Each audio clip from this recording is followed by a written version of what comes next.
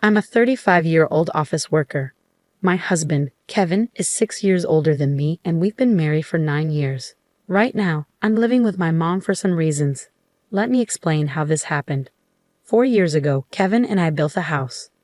At that time, Kevin had just changed jobs and we didn't have much money saved or a high income. Kevin used to work for a big company, but his boss constantly bullied him secretly.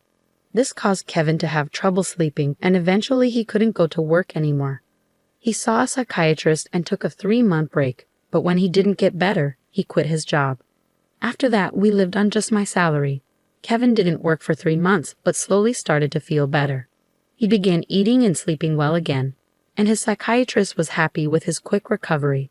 My cheerful, loving Kevin was back. He then started looking for a new job. His experience at the big company helped, but finding a job was hard because he left his last job due to mental health issues. During this time, we found a small company that needed Kevin. The salary was about 3/4 of what he used to make, but he was happy to be working again. He said it was much better than being without a job, which made me happy. This job was also in a field he wanted to work in.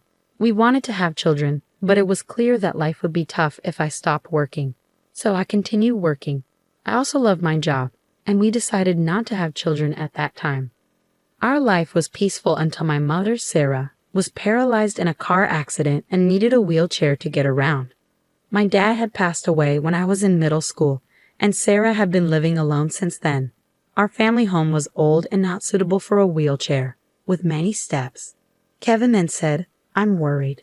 Let's live together." Sarah and I were surprised, but I appreciated Kevin's unexpected kindness.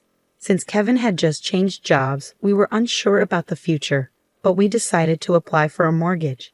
As we expected, it was tough to get a loan because Kevin hadn't been at his job for long. However, we were determined and didn't give up. After trying with several mortgage companies, we finally found one that worked with us and approved our loan.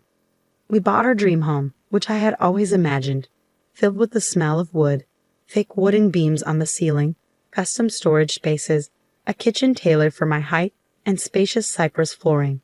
Importantly, it was a single-story, barrier-free house, perfect for living comfortably in a wheelchair. We were excited as our house was being built and visited the construction site every day.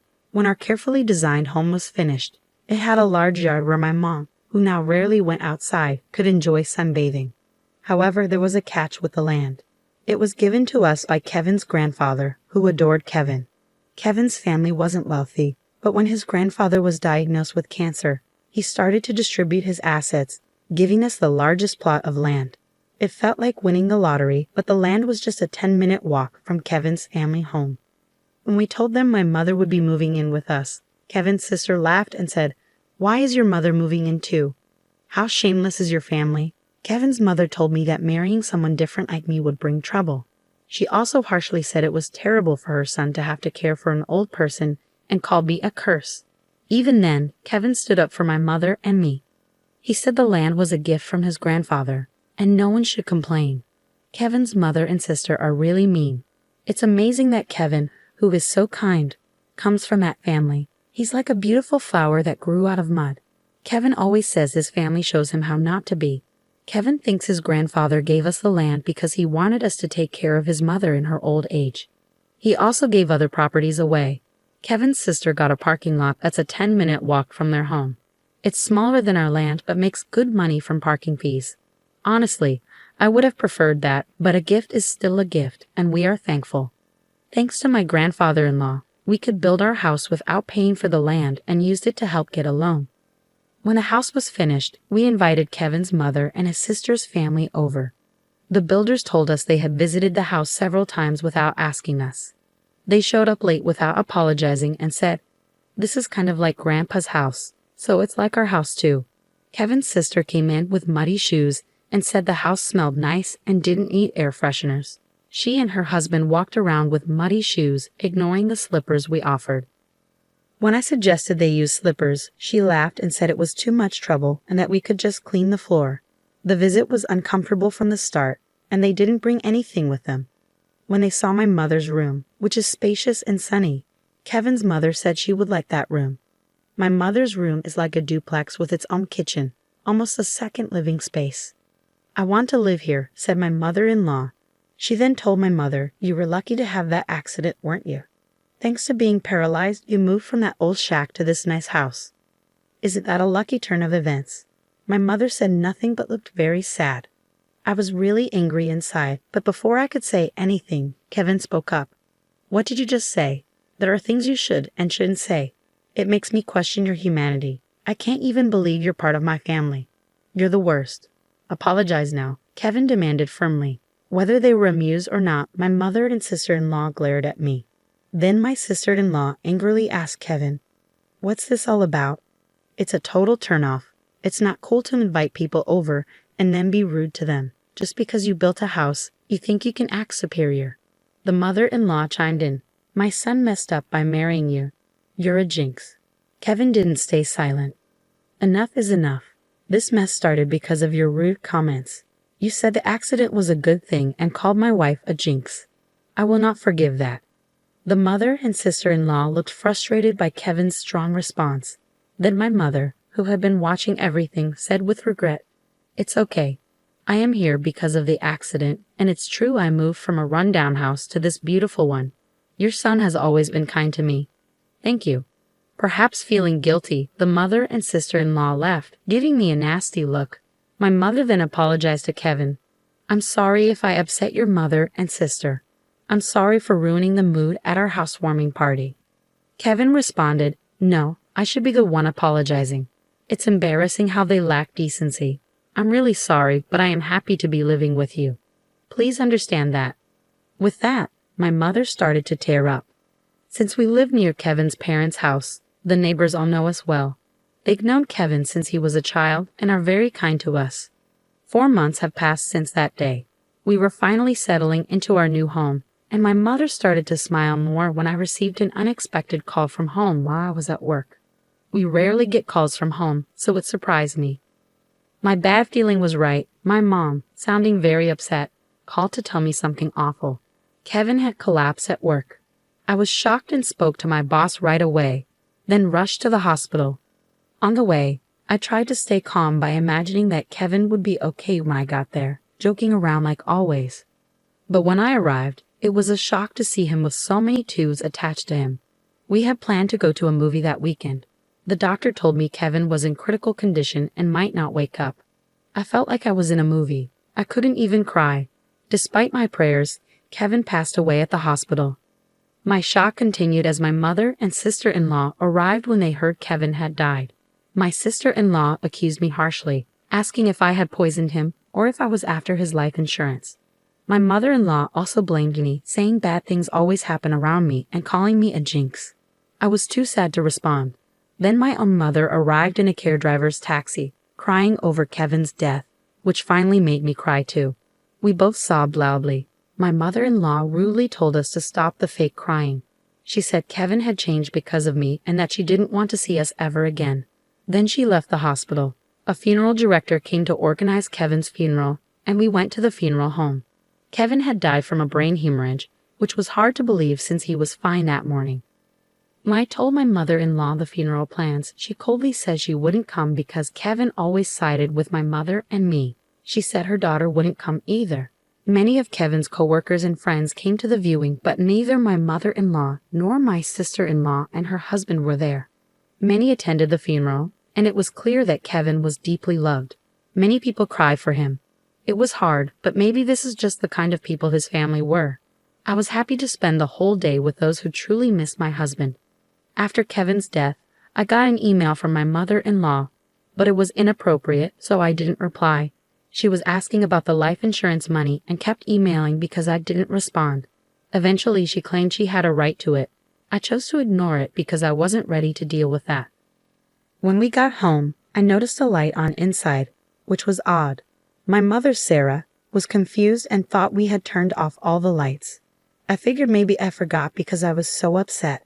I told her it was understandable given the situation, and I unlocked the door. When we entered, we could hear the TV, which was very strange. Inside, we found my sister-in-law and her husband sitting there. I was so shocked I couldn't even speak. The living room was full of unfamiliar furniture and boxes. We had no idea what was happening. My sister-in-law said, "Why did you just barge in here?" "Well, it's your first time, so I'll let it slide. We're taking this house. We sold your stuff, so leave." My mother and I were completely shocked. I asked where our furniture and belongings had gone, and she casually said a resale company came and took everything, claiming we had good furniture and they got a good price for it. They bought new furniture with that money, saying, "Who wants furniture that a dead person used? It's bad luck." She added that she cared about such things and our stuff was packed in boxes. She even remarked that we must be minimalists or just poor because we had so few things. The furniture was carefully chosen by my husband and me. I couldn't forgive them for this. My mom was furious too, her face turning beet red, but she was too shocked to respond. I immediately called the resale company. After explaining the situation, they agreed to treat the items as stolen and return them. Now that my husband is gone, dealing with this was the last thing I needed. I don't want anything to do with his family, but I do want to stay in a house that's full of memories of him. While I was wrestling with these feelings, my mother quietly said to me, "What do you think Kevin would say if he were here now?" "He might say we should leave. I'm sure he would." Kevin often mentioned it's good to spend time with people who understand you, but there are some people who will never understand no matter how much you try. It's a waste of time dealing with those people. He was actually talking about his own mother and sister. I realized that if we stayed, his family would keep interfering. Acting on impulse, I signed a lease for an accessible apartment. My mom was surprised by how quickly I made that decision. I asked the resale company to hold on to the furniture for a few days, and it was moved to our new apartment 3 days later. In exchange for moving out, I made my mother-in-law and sister-in-law promise to cut ties with us. So a new life began for just my mother and me in the apartment. It turns out Kevin had many life insurance policies, almost obsessively so. He used to joke always with a smile, "When I die, you guys will be rich." True to his word, he left enough money for my mother and me to be comfortable for the rest of our lives. Since he couldn't secure a mortgage when we bought the house, I, being employed at a major corporation, bought the house in my name. I made sure that even if something happened to Kevin first, I wasn't going to keep paying a mortgage for a house I wouldn't live in. According to our agreement, the house would be auctioned off if the mortgage wasn't paid for 4 months. Time flew by, and 4 months passed quickly. Then I started receiving a lot of calls from my sister-in-law, Emily, and my mother-in-law, Maria. My call history was filled with their names, and it was getting scary, like something out of a horror movie. They were incredibly persistent. So I finally answered the phone. They were furious because the house was being sold. Apparently, when they tried to return, they found out they couldn't get in because of a seizure notice. Emily and her husband had moved out of their apartment since Kevin passed away, and Emily had also quit her job. I suggested they move back into their parents' house since they were panicking about suddenly being homeless. Surprisingly, Maria had gotten so caught up in gambling that she couldn't keep up and had sold her own house. It turns out they had been living together for the past 5 months. I also heard that they sold their main source of income, a parking lot in front of the train station, a long time ago. Now, Maria and Emily's family are completely homeless. When Maria said, "I'm sorry for everything. Let's get along. Can you lend me some money, please?" I replied, "I think it's best if you stay away since I'm a jinx. We're strangers now that we severed ties." Maria was quiet after mumbling weakly. In my mind, I was thinking, who's the real bad luck charm here? Then when I said I wouldn't lend them a single cent, Emily, who had been listening next to Maria, shouted, "You devil. Bring us the money right now." I replied, "I am a devil and bad luck, so I'm going to hang up now," and ended the call. In reality, I involved a lawyer for the past 5 months to push for the auction of the house. I thought it was an unusual case, but apparently it's not that uncommon. The house was sold without any major issues, giving our family a moment of peace. We plan to find a new home with the money Kevin left us. Since it's just my mother and me, we don't need a big house. We'd rather prioritize security as 2 women living together. So I chose a condominium with minimal noise disturbance. I remember something my husband always said when we built our home. People can get energy from the sun, so let's create a place where your mother can enjoy her hobby of reading in the garden without feeling self-conscious. With those words, he had made a spacious courtyard for her. So I looked for a condo with a large balcony where she could enjoy her coffee and read. It's smaller than our previous home, but the room is spacious enough to house the furniture my husband probably chose. The piece of land that was gifted to us by Kevin's grandfather was expansive, and the house sold for more than expected. With that money, we're moving forward. I recently bought a luxurious condominium with exceptional security features, a choice I'm sure would have comforted my always cautious husband, Kevin. The peace of mind that comes from living in such a secure place is invaluable, especially after the tumultuous experiences with my in-laws. Life has taken a dramatic turn since Kevin passed away. Amidst my grief, I've been dealing with the fallout from his family's actions, which frankly has been draining. Following the auction of the house, Kevin's mother, Maria, and his sister found themselves without a place to live. Despite their desperate attempts, including trying to borrow money from neighbors, they couldn't secure any financial assistance and ended up in public housing. Living in public housing, they continued their old habits, causing disturbances that have started to concern the community. For instance, they recently had a barbecue on their small balcony, an act that left many locals in disbelief given the limited space and safety concerns. Such thoughtlessness seems typical of them and reflects the disregard they've always shown for others' comfort. Moreover, their financial difficulties appear to have led to frequent loud arguments that disrupt the nightly peace, an auditory testament to their ongoing strife. My sister-in-law's husband has since left, leaving just her and Maria to fend for themselves. Their situation is a stark contrast to the quiet, stable life I now lead with my mother. We're both two-person households, but while my home is a sanctuary, theirs is a source of constant conflict and unease. It's become so disruptive that neighbors are banding together, hoping to evict them to restore some semblance of peace. It's a harsh reminder that no matter where you go, being a nuisance can make you unwelcome. Reflecting on these events, I realize how the phrase, "what goes around comes around," rings true.